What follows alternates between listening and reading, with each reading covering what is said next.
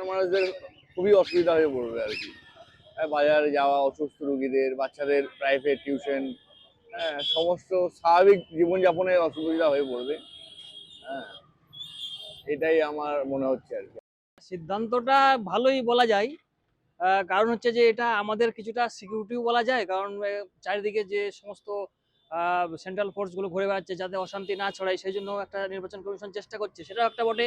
এবং নির্বাচনের মুখে প্রচুর যানবাহন চলাচল করবে রাস্তায়, সেটা অনেক দুর্ঘটনাও ঘটতে পারে, সেদিক দিয়েও আমরা নিরাপদে থাকবো, সেটাও একটা বিষয়। পরে আমাদের বাচ্চারা টিউশন থাকে, টিউশনে নিয়ে যাওয়া নিয়ে আসা, আমরা মহিলারা যারা হাজবেন্ড বাড়ি থাকে না, আমাদের বাজারঘাট করা, একটু ব্যাংকে যাওয়া, এসব ব্যাপারগুলো একটু সমস্যা। হেলমেট পরে সেফটি হয়ে যাওয়াটা মনে হচ্ছে উচিত।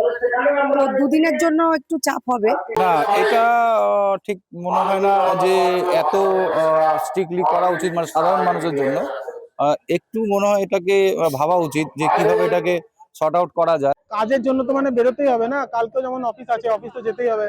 হ্যাঁ, উপর থেকে নির্দেশ আছে, বাস এইটুকুনি, আর তো বেশি কিছু বলার নেই।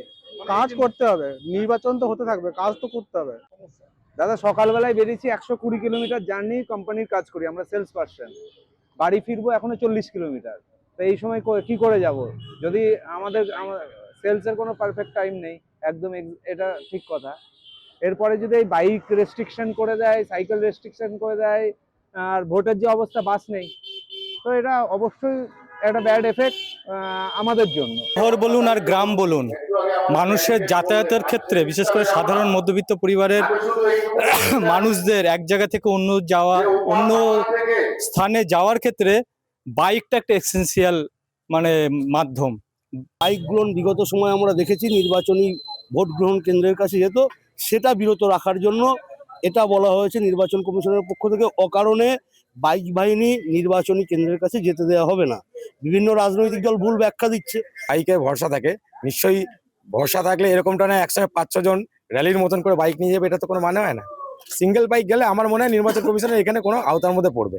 অসুবিধা হবে অবশ্যই, আমাদের চলাফেরায় বাইক নিয়ে আমরা যেখানেই যাই বাইক নিয়ে আমরা বেরোই, বাজার বলুন কাজবাজ বলুন বেরোই। এখন সেটা যেটা ঠিক করবেন নির্বাচন কমিশন, সেটাই আমাদের মেনে নিতে হবে।